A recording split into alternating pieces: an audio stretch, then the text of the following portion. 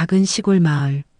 산자락에 둘러싸인 그 조용한 마을에는 늘 허리가 굽은 채로 남들의 부탁을 거절하지 못하는 노인이 살고 있었다.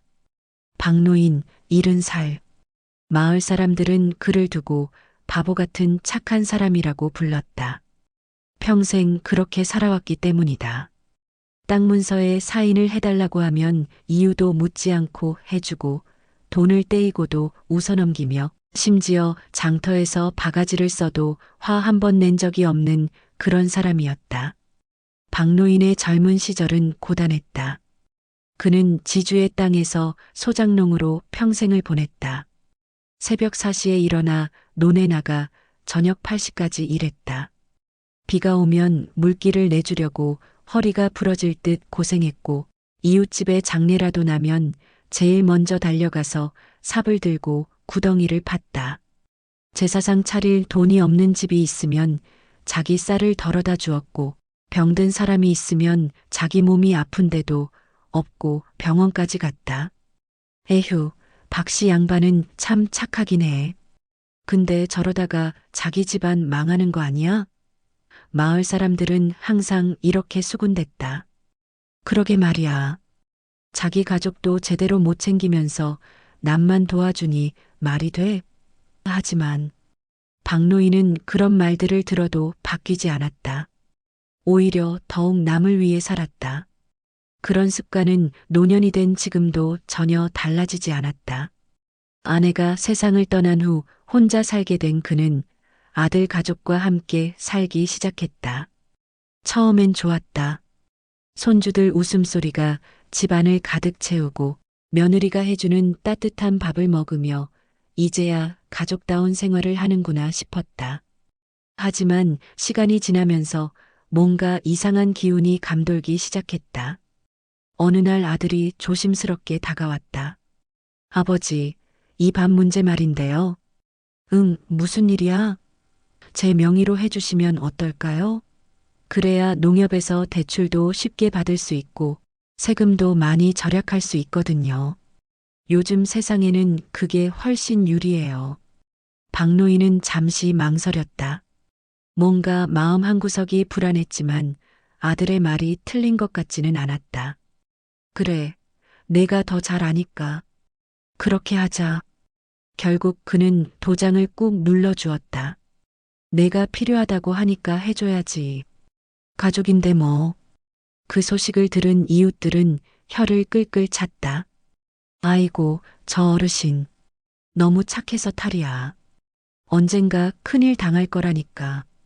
그러게 말이야. 자식이라고 다 믿으면 안 되는 세상인데. 저렇게 다 내어주면 나중에 남는 게 뭐가 있겠어. 박씨 어르신은 평생 그렇게 사셨잖아. 이제 와서 바뀌겠어? 하지만 박노인은 여전히 환하게 웃으며 말했다. 뭘 그리 걱정들을 해. 가족이 잘 사는 게 내 가장 큰 기쁨이야. 내가 뭘 더 바라겠어. 그는 정말 진심이었다. 평생을 그렇게 살아온 그에게는 가족의 행복이 곧 자신의 행복이었다. 그런데 시간이 갈수록 뭔가 이상한 일들이 벌어지기 시작했다. 며느리도 점점 노골적인 태도를 보이기 시작했다. 아버지, 집에서 손주들 봐주시는 것만으로는 좀 생활비라도 좀 보태주시면 안 될까요? 요즘 물가가 얼마나 많이 올랐는데요. 애들 학원비도 만만치 않고 생활하기가 정말 힘들어요.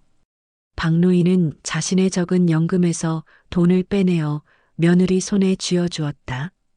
그래, 요즘 힘들지. 이거라도 보탰어. 며느리는 돈을 받아들이며 한숨을 깊게 쉬었다. 이것도 턱없이 부족한데 어떡하죠?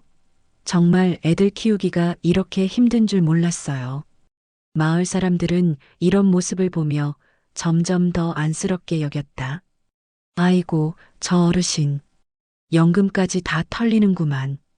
나중에 어르신은 뭘로 사시려고 저러실까? 정말이야.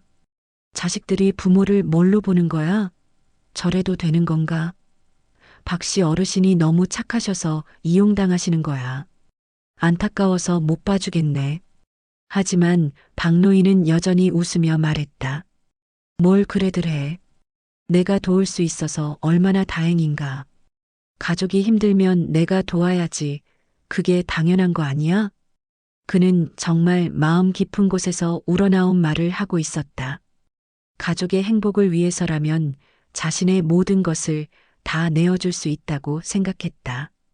그런데 시간이 갈수록 뭔가 이상한 기운을 감지하게 되었다. 아들과 며느리가 자신을 바라보는 눈빛이 예전과 완전히 달라져 있었다. 마치 자신을 사람이 아닌 돈으로만 보는 것 같은 그런 차가운 시선이었다. 예전에는 따뜻했던 목소리도 친근했던 미소도 모두 어디론가 사라져버린 것 같았다. 하지만 박노인은 그런 불안한 생각들을 애써 머릿속에서 지워버리려고 노력했다. 가족인데 그럴 리가 없어. 내가 너무 예민하게 생각하나? 자꾸만 드는 의심을 떨쳐버리려고 했지만 마음 한구석에서는 계속해서 불안감이 자라고 있었다. 하지만 그는 그것이 자신의 착각이길 바랐다. 시간이 흐를수록 아들과 며느리의 태도는 더욱 노골적이고 뻔뻔해졌다. 이제는 아예 대놓고 요구하기 시작했다. 아버지, 연금도 저희 통장으로 들어오게 하시면 어때요? 어차피 생활비로 다 쓰이는 거잖아요. 그냥 처음부터 저희가 받아서 관리하는 게 더 효율적이지 않을까요? 아니야, 그건 내 노후 자금인데. 박노인이 당황하며 말을 시작하자 며느리가 끼어들었다. 아버지, 가족끼리인데 뭘 그렇게 따로따로 관리하세요? 번거롭게 왜 그러세요? 저희가 더 체계적으로 관리해 드릴게요. 그 말을 들은 순간 박노인의 가슴이 철렁 내려앉았다. 그동안 자신이 평생에 걸쳐 조금씩 모아온 그 작은 돈마저 이제는 완전히 자신의 손을 떠나야 한다는 것을 깨달았기 때문이다. 하지만 며느리는 계속해서 말을 이어갔다. 아버지, 혼자서 관리하시다가 실수하실 수도 있잖아요. 저희가 도와드리면 더 안전하고 체계적으로 쓸 수 있어요. 그 말에 박노인은 깊은 상처를 받았다. 내가 그렇게 무능하고 믿을 수 없는 사람으로 보이나? 평생 성실하게 살아온 내가. 하지만 또 다른 마음 한편으로는 여전히 가족을 믿고 싶었다. 그래도 내 자식인데 나를 해칠 리는 없겠지. 그래, 너희들이 더 잘 알겠지. 젊은 사람들이 이런 건 더 잘하니까. 결국 그는 연금 통장과 도장을 모두 넘겨주었다. 그 순간 뭔가 중요한 것을 잃어버린 것 같은 허전함이 가슴을 파고들었지만 그는 그것조차 참아냈다. 며칠이 지난 후 이번에는 아들이 더욱 뻔뻔하게 다가왔다. 아버지, 집 명의도 이참에 제 이름으로 바꾸면 어떨까요? 세금도 많이 절약되고 관리하기도 훨씬 편할 거예요. 아버지 연세도 있으시고 하니까 이런 일은 제가 다 처리하는 게 나을 것 같아요. 박노인은 눈을 감고 깊은 한숨을 쉬었다. 내 집인데, 50년 동안 아내와 함께 일궈온 이 집인데. 하지만 이내 고개를 끄덕였다. 그래도 아들이 잘 된다고 하는데 내가 왜 반대하겠어. 그래, 내가 생각하는 게 맞을 거야. 내 말대로 하자. 집 명의까지 넘겨준 그날 밤 박노인은 도무지 잠이 오지 않았다. 뭔가 돌이킬 수 없는 강을 건너버린 것 같은 기분이었다. 이게 정말 옳은 일일까? 내가 너무 의심이 많은 건가? 하지만 가족을 믿고 싶은 마음이 의심보다 더 컸다. 그런데 모든 서류가 아들 명의로 넘어간 그날 이후 가족들의 태도가 완전히 돌변했다. 마치 가면을 벗어던진 것처럼 차가워졌다. 아버지, 저희도 바쁜 사람들이니까 밥은 알아서 챙겨 드세요. 매번 챙겨드리기가 힘들어요. 며느리의 말에는 예전에 그 어떤 존경이나 애정도 찾아볼 수 없었다. 아버지, 방도 좀 바꿔주세요. 애들이 점점 커서 안방이 너무 좁아요. 작은 다락방으로 옮기시면 안 될까요? 어차피 혼자 쓰시는 거니까 작은 방이 더 실용적이지 않을까요? 아들의 말을 듣는 순간 박노인은 마치 머리를 망치로 얻어맞은 것 같았다. 50년 동안 아내와 함께 살았던 그 안방. 아내가 아이들을 낳고 아프기도 하고 함께 웃고 울었던 그 소중한 공간에서 쫓겨나야 한다는 것이었다. 하지만 그는 저항하지 않았다. 내가 이제 짐이 되었구나. 그렇게 속으로 중얼거리며 짐을 싸기 시작했다. 안방 문을 마지막으로 닫으며 지난 세월들이 주마등처럼 스쳐 지나갔다. 아내와 함께 행복했던 시간들, 아이들이 어렸을 때 함께 잠들던 밤들, 아픈 아내를 간병했던 날들. 모든 추억이 그 방에 고스란히 담겨 있었는데 다락방은 좁고 춥고 습했다. 겨울바람이 벽 틈새로 들어와서 뼈를 시리게 했다. 천장이 낮아서 제대로 서 있을 수도 없었다. 하지만 박노인은 한마디에 불평도 하지 않았다. 가족이 편하면 되는 거지. 나야 뭐 어디서 자나 마찬가지야. 그렇게 자신을 달래며 새로운 환경에 적응하려고 노력했다. 며느리는 이제 점점 더 차갑게 굴기 시작했다. 아버지, 밥이에요. 차가운 밥에 김치 몇 조각, 그게 전부였다. 예전에 함께 식탁에 둘러앉아 따뜻한 밥을 먹던 때와는 완전히 달랐다. 고맙다. 박노인은 그래도 웃으며 밥을 받았지만 속마음은 점점 더 쓸쓸해져만 갔다. 손주들마저 할아버지를 점점 멀리하기 시작했다. 할아버지, 게임 좀 조용히 하세요. 할아버지는 왜 맨날 우리 방에 오세요? 아이들의 차가운 말들이 가슴을 찔렀지만 그래도 웃어야 했다. 그래, 할아버지가 조심할게. 미안하다. 저녁이면 가족들은 거실에서 텔레비전을 보며 웃고 떠들었지만 박노인만 혼자 다락방에 올라가 있어야 했다.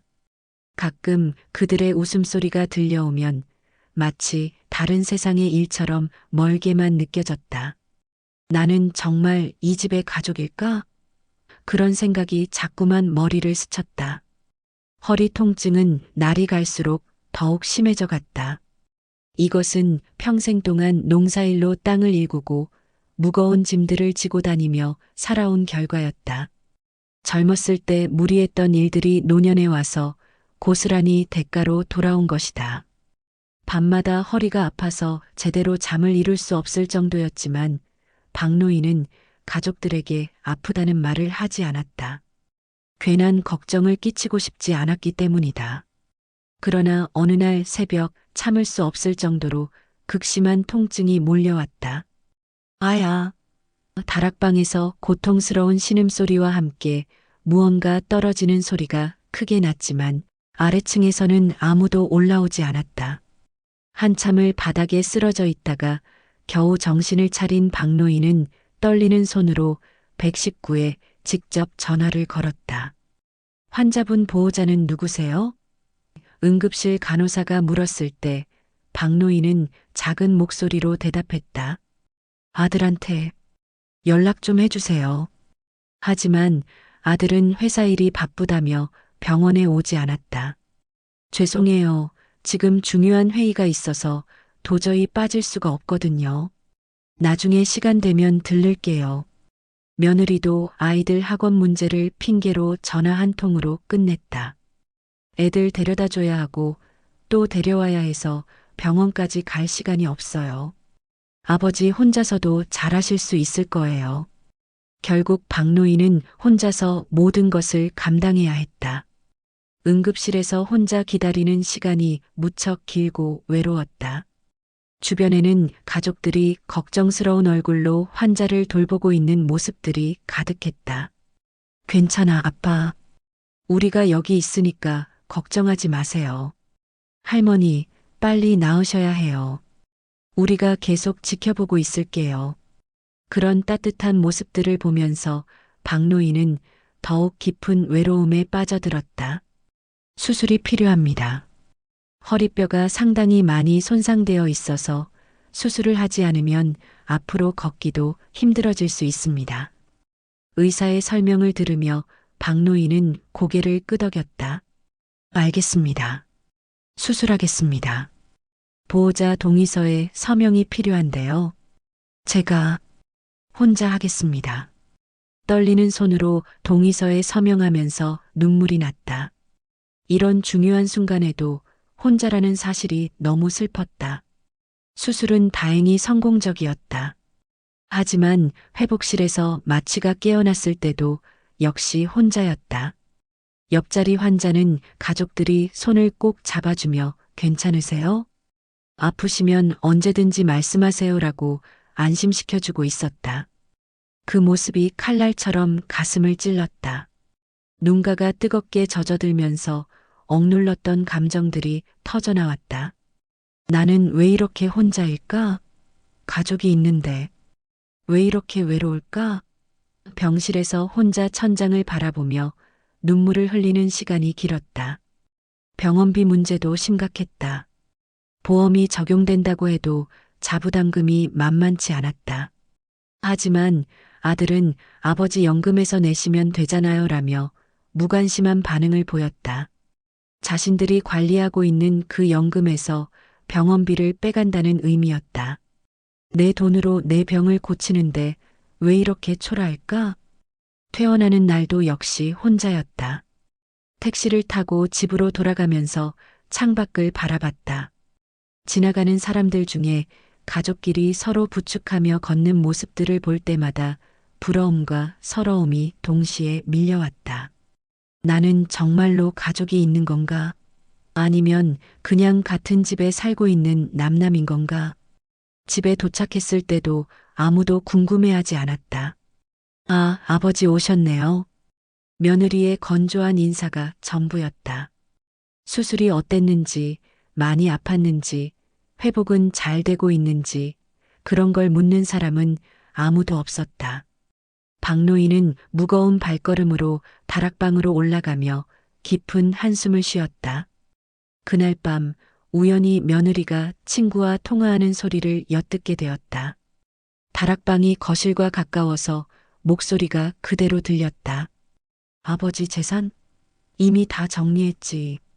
집도 우리 거고 연금도 우리가 관리하고 있고 이제 요양원에만 보내면 완전히 끝이야. 그럼 우리끼리 편하게 살 수 있을 거 아냐? 그 순간 박노인의 온몸에 소름이 돋으면서 피가 거꾸로 솟았다. 이것들이 나를 철저히 속이고 있었구나. 평생을 믿고 의지했던 자식들이 자신을 물건 취급하며 처리하려 한다는 사실을 깨달은 순간 정신이 번쩍 들었다. 지금까지의 순진했던 믿음들이 한순간에 산산조각 나버렸다. 박노인은 그날 밤 한잠도 자지 못했다. 며느리의 차가운 말들이 계속해서 귓가에 맴돌았다. 요양원에 보내면 끝이지. 그 말이 가장 충격적이었다. 자신을 처리해야 할 짐덩어리, 골칫거리로 본다는 뜻이었기 때문이다.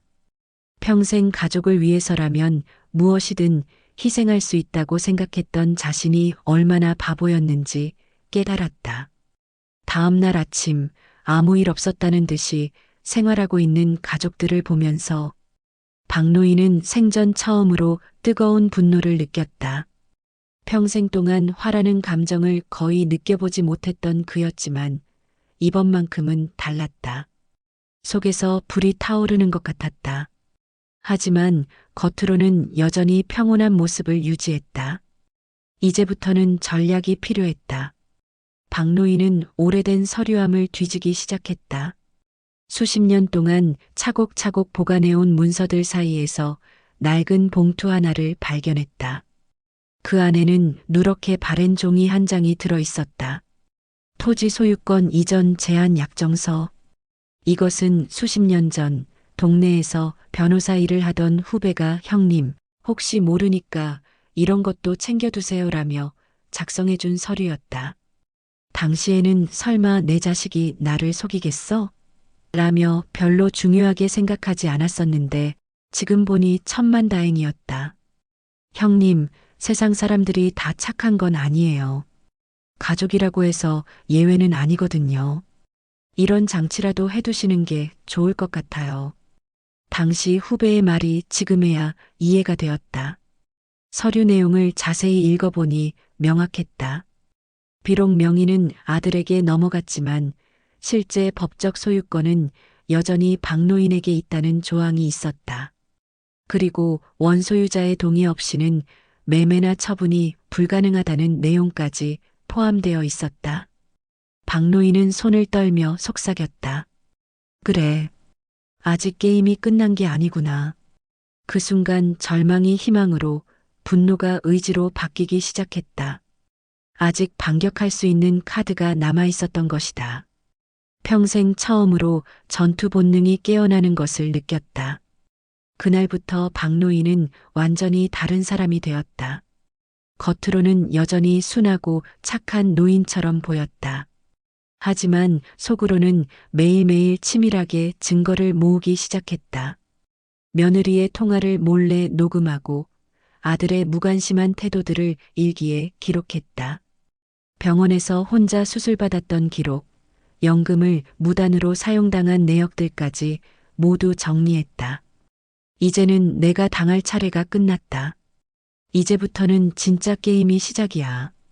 박노인의 눈에는 지금까지 한 번도 보이지 않았던 날카롭고 차가운 빛이 돌기 시작했다. 평생 양처럼 살았던 사람이 이제는 늑대가 되어가고 있었다. 박노인은 아무도 모르게 30년 전 후배 변호사를 찾아갔다. 오랜만에 만난 후배는 이제 시내에서 제법 유명한 법무법인의 대표가 되어 있었다. 형님, 정말 오랜만이에요. 그런데 무슨 일로 오셨어요? 이 약정서 말인데 아직 법적 효력이 있을까? 박노인이 낡은 서류를 조심스럽게 내밀었다. 후배는 안경을 쓰고 서류를 꼼꼼히 살펴본 후 고개를 끄덕였다. 물론입니다, 형님. 이건 제가 직접 작성한 거라서 확실해요. 이걸로 모든 걸 되찾을 수 있을 겁니다. 정말인가? 확실한 거야? 네, 하지만 그 전에 충분한 증거가 필요해요. 가족들이 형님의 재산을 불법으로 차지했다는 명확한 증거 말입니다. 후배 변호사의 말에 박노인은 확신에 찬 표정으로 고개를 끄덕였다. 그건 내가 이미 준비하고 있어. 한 달 정도 더 시간을 달라. 그 후 박노인의 일상은 완전히 달라졌다. 마치 연극 배우처럼 완벽하게 연기하며 살아갔다. 며느리가 차가운 밥을 내놓으면 여전히 웃으며 받았다. 고맙다. 맛있게 먹을게. 하지만 그 순간에도 작은 녹음기를 돌리고 있었다. 아들이 요양원 이야기를 꺼내면 순순히 고개를 끄덕이며 내가 좋다고 하면 그렇게 해야지라고 대답했다. 하지만 모든 대화 내용을 수첩에 빠짐없이 기록했다. 밤마다 작은 일기장에 그날 있었던 일들을 상세하게 적어 내려갔다. 며느리의 모욕적인 말들, 아들의 냉담한 태도들, 심지어 손주들의 차가운 반응까지도 모두 증거가 되었다. 너희들이 웃고 떠드는 동안 나는 복수의 칼을 갈고 있다. 박노인의 마음속에는 이제 평생 느껴보지 못했던 강한 의지가 불타오르고 있었다. 한 달이 지나자 증거는 충분히 쌓였다. 며느리가 친구들과 나눈 전화 통화 녹음만 해도 10개가 넘었다. 아버지 연금이 얼마나 되는지 아세요? 그거면 우리 생활비 충당하고도 남을 것 같아요. 요양원비는 당연히 아버지 돈으로 내야죠. 우리가 왜 부담해야 해요? 이런 노골적인 대화들이 모두 고스란히 녹음되어 있었다.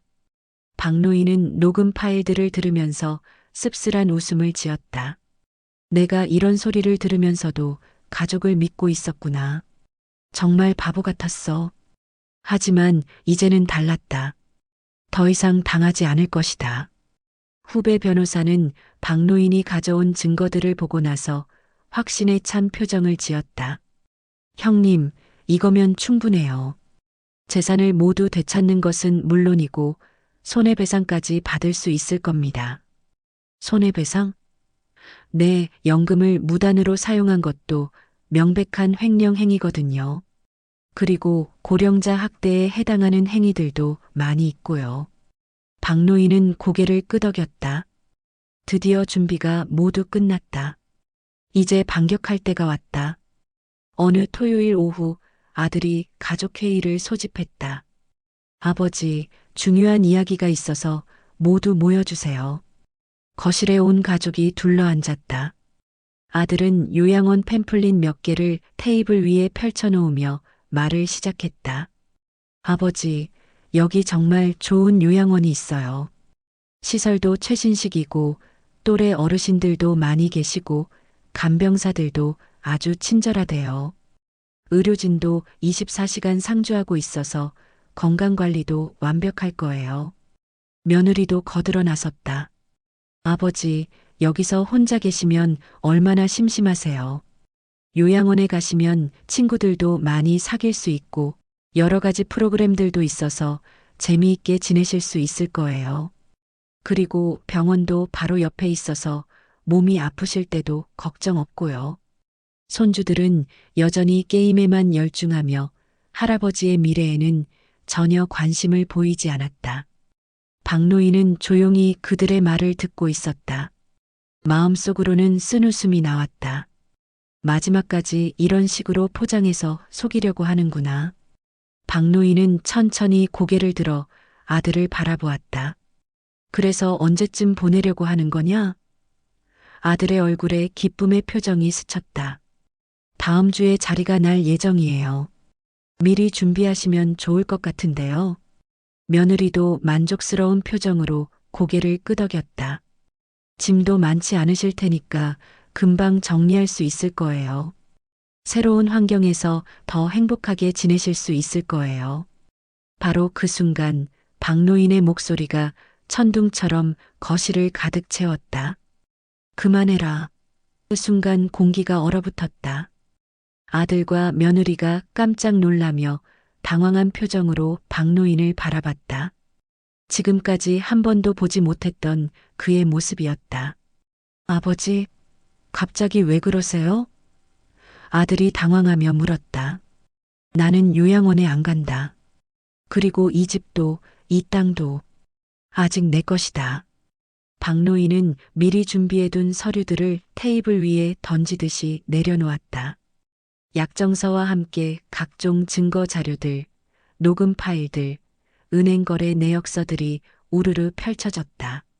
아들과 며느리의 얼굴이 순식간에 하얗게 질렸다.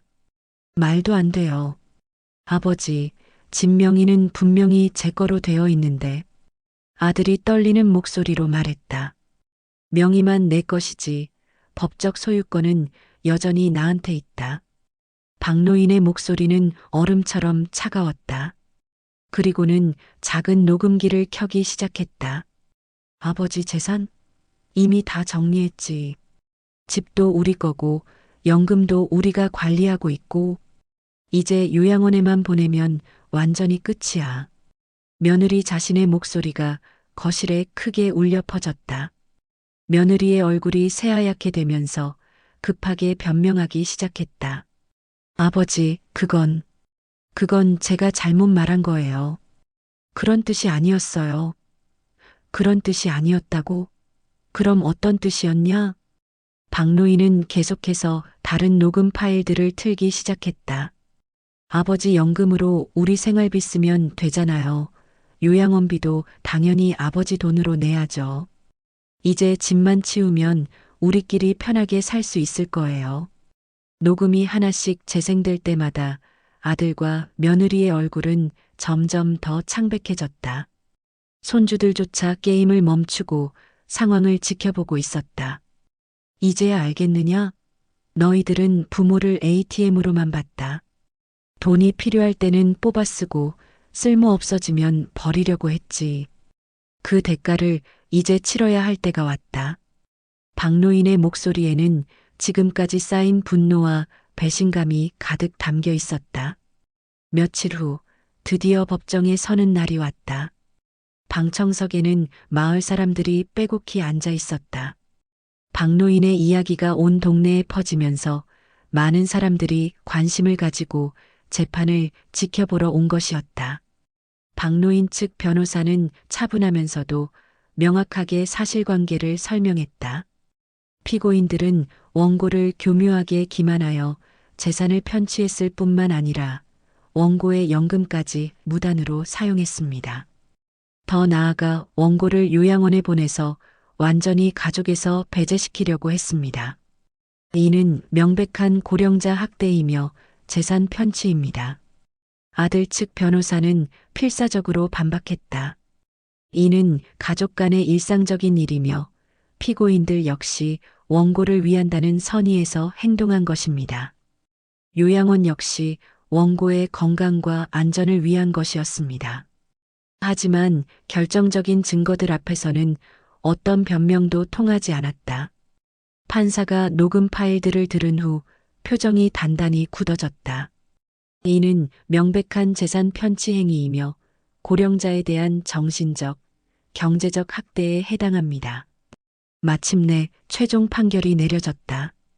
피고인은 원고에게 모든 재산을 즉시 반환하고 무단으로 사용한 연금에 대해서는 법정 이자와 함께 배상하라.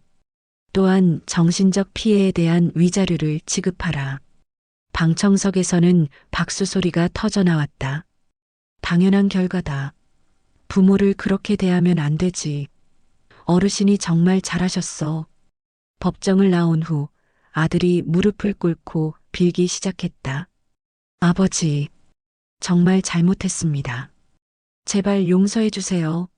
다시는 그런 일 없을 겁니다.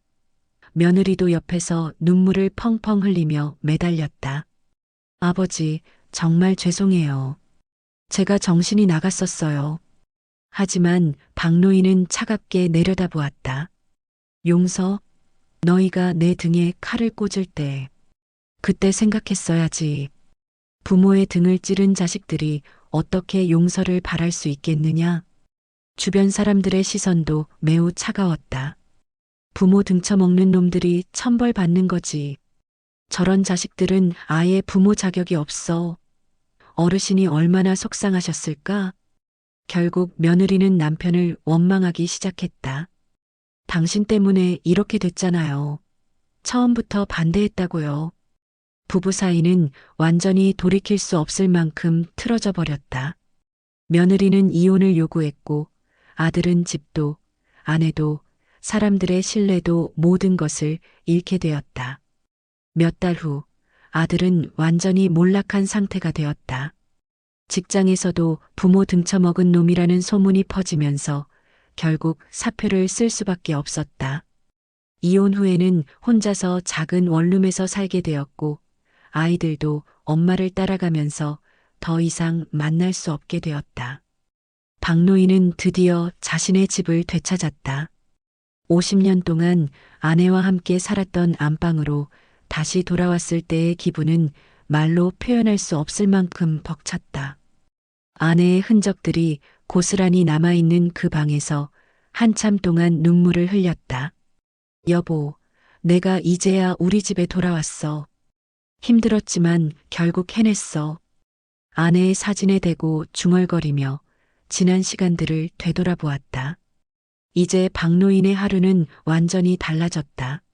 아침이면 텃밭을 가꾸고 이웃 어르신들을 챙기며 정말로 도움이 필요한 사람들을 위해 시간을 보냈다. 동네 아이들에게는 한글을 가르쳐주고 혼자 사는 독거노인들의 안부를 정기적으로 살폈다. 마을에 어려운 일이 있으면 앞장서서 도왔고 젊은 부부들이 육아로 힘들어하면 경험담을 들려주며 격려했다. 어르신, 그런 큰 일을 당하고도 이렇게 다른 사람들을 도와주시다니 정말 대단하세요. 마을 이장이 감탄하며 말했다. 박노인은 따뜻한 미소를 지으며 대답했다. 착하게 사는 게 손해인 것 같아 보이지만 결국은 다 돌아오는 법이야. 하지만 이제는 알겠어. 지혜로운 선함만이 진짜 힘이 있다는 걸 말이지. 마을 사람들은 박노인을 더욱 존경하게 되었다. 역시 어르신이에요. 정말 대인이십니다. 하지만 박노인은 결코 우쭐해하지 않았다.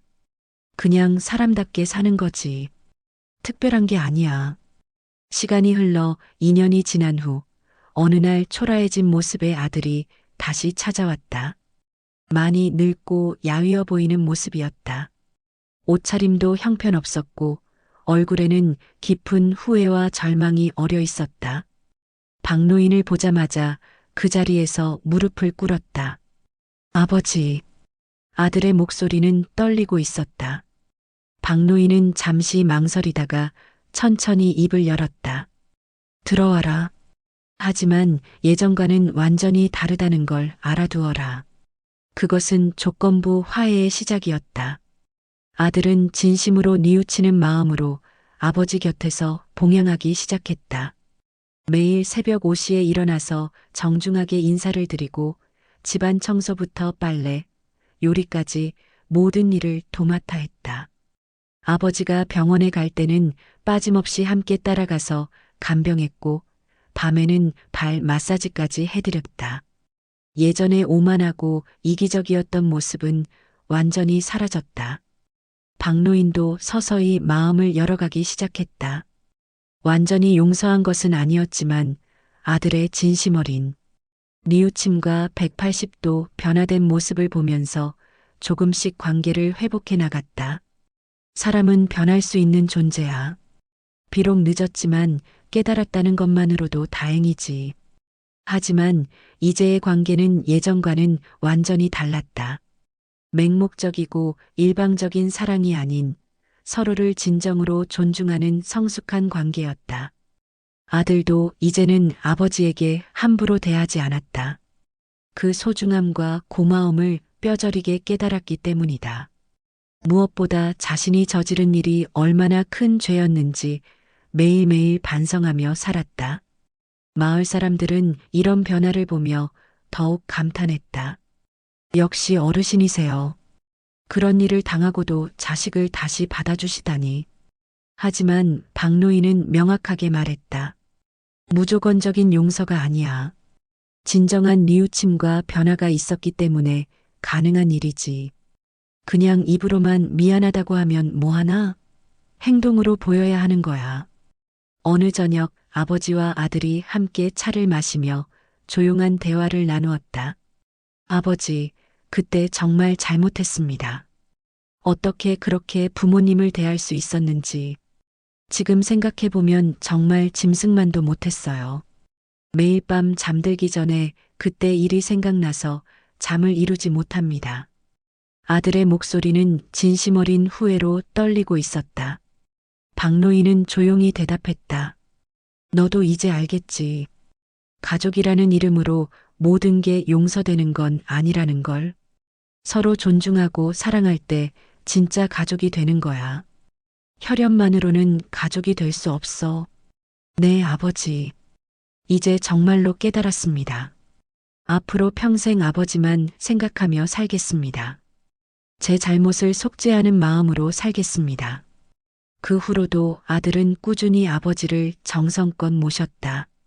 재혼 제의가 몇 번 있었지만 모두 거절했다. 자신의 잘못을 속죄하는 마음으로 오직 아버지만을 생각하며 살아갔다. 박노인도 그런 아들의 진심을 알기에 가끔씩 따뜻한 격려의 말을 건네주었다. 너도 내 인생이 있는데 이렇게만 살면 되겠느냐? 좋은 사람 만나서 새 가정을 꾸려도 괜찮다. 아버지, 이게 제가 선택한 길입니다. 이제 아버지가 제 인생의 전부예요. 그것만으로도 충분히 행복하고 보람있습니다. 이런 진솔한 대화를 나누며 두 사람은 새롭고 건강한 관계를 차근차근 쌓아갔다. 마을에서는 이들 부자의 이야기가 널리 전해지면서 많은 사람들에게 깊은 교훈을 주었다. 가족이라고 해서 무엇이든 다 용서되는 건 아니구나. 진짜 효도가 뭔지 알겠어. 부모님을 더 잘해드려야겠다. 우리도 자식들 교육을 제대로 시켜야겠네. 사람들은 자신들의 가족관계를 다시 한번 깊이 돌아보게 되었다. 박노인은 이제 진정한 평화를 찾았다. 오랫동안 가슴속에 쌓여있던 억울함도, 분노도, 배신감도 모두 깨끗하게 해소되었다. 정의가 승리했고 악한 마음을 품었던 사람들은 그에 상응하는 대가를 치렀으며 진심으로 뉘우친 자에게는 새로운 기회가 주어졌다. 이보다 더 완벽한 결말은 없을 것 같았다. 몇 년이 더 지난 어느 해 봄날, 박노인은 아들과 함께 바닷가를 천천히 걸었다. 따뜻한 봄바람이 두 사람의 얼굴을 부드럽게 어루만지다. 파도 소리를 들으며 걷다가 아들이 조심스럽게 물었다. 아버지, 지금 정말 행복하세요? 박노인은 잠시 걸음을 멈추고 푸른 바다를 바라보았다. 그리고 환한 미소를 지으며 대답했다. 그래, 이제야 정말로 행복하다. 진짜 행복이 뭔지 알게 되었어. 그의 얼굴에는 평온하고 만족스러운 미소가 떠올라 있었다. 고통스러웠던 시간들, 배신당했던 아픔들, 그리고 용기 있게 싸워 이겨낸 승리들이 모두 합쳐져서 지금의 이 깊은 평화를 만들어낸 것이었다. 박노인의 발자국은 비록 작고 느렸지만 그 어떤 발자국보다도 당당하고 의미 있었다. 평생을 착하게 살면서도 지혜를 잃지 않았던 사람이 마침내 얻은 진정한 승리의 순간이었다. 저녁 무렵 집으로 돌아가는 길에 박노인은 마을 사람들에게 인사를 받았다.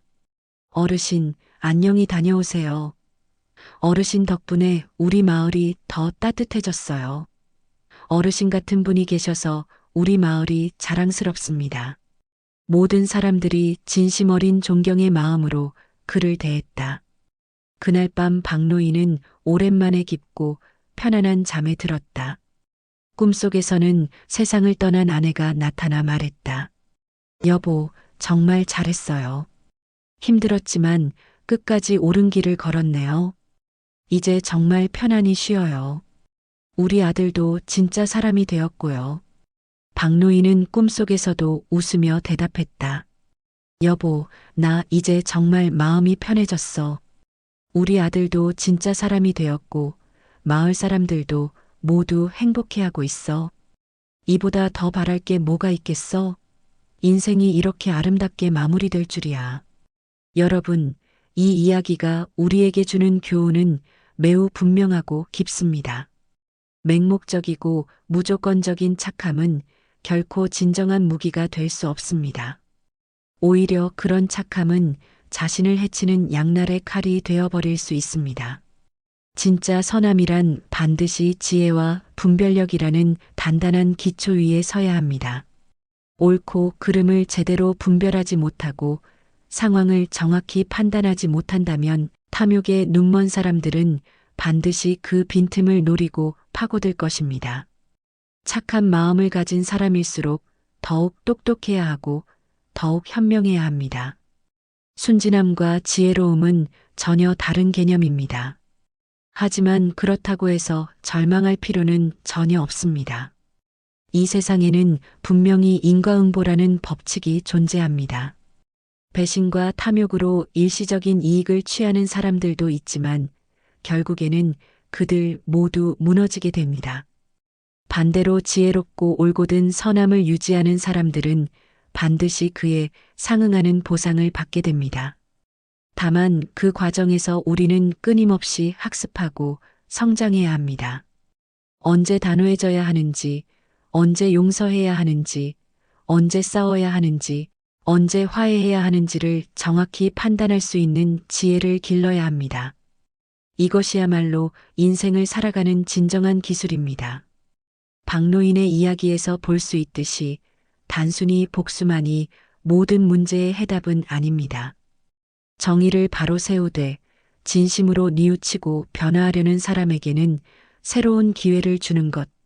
이것이 바로 진정한 지혜이자 성숙함입니다. 무조건적인 용서도 옳지 않고 무조건적인 응징도 옳지 않습니다. 상황을 정확히 판단하여 적절한 대응을 하는 것이 중요합니다. 세상 사람들이 흔히 하는 말 중에 착하게만 살면 바보가 된다는 말이 있습니다. 하지만 이 말은 절반만 맞는 말입니다. 정확히 말하면 지혜롭게 착해야 진정한 승리자가 될 수 있다는 것입니다. 선함과 지혜가 완벽하게 결합될 때 그것은 그 누구도 무너뜨릴 수 없는 강력하고 아름다운 힘이 됩니다. 여러분은 앞으로 어떤 삶을 선택하시겠습니까? 눈앞의 작은 이익과 편의를 위해 소중한 사람들을 배신하고 이용하는 삶을 선택하시겠습니까? 아니면 때로는 힘들고 어려울 수도 있지만 끝까지 옳은 길을 걸으며 마지막 순간에는 당당하게 웃을 수 있는 삶을 선택하시겠습니까? 반드시 기억하시기 바랍니다. 진정한 성공과 행복은 결코 재산에 많고 적음이나 권력에 크고 자금에 있지 않습니다. 인생의 마지막 순간에도 떳떳하게 고개를 들고 나는 올바르게 살았다고 말할 수 있는 삶, 그것이야말로 진짜 성공이고 진정한 승리입니다. 그리고 그런 삶을 사는 사람에게는 반드시 그에 걸맞은 보상과 행복이 따라오게 마련입니다. 당장은 손해인 것처럼 보일 수도 있고 바보 같아 보일 수도 있지만 긴 인생의 관점에서 보면 결국 가장 현명한 선택이었다는 것을 깨닫게 될 것입니다. 지혜로운 선함으로 가득 찬 여러분의 인생이 되기를, 그리고 마지막에는 박노인처럼 진정한 평화와 만족을 얻을 수 있는 삶이 되기를 진심으로 바랍니다. 여러분 모두가 승리하는 인생을 사시길 응원합니다.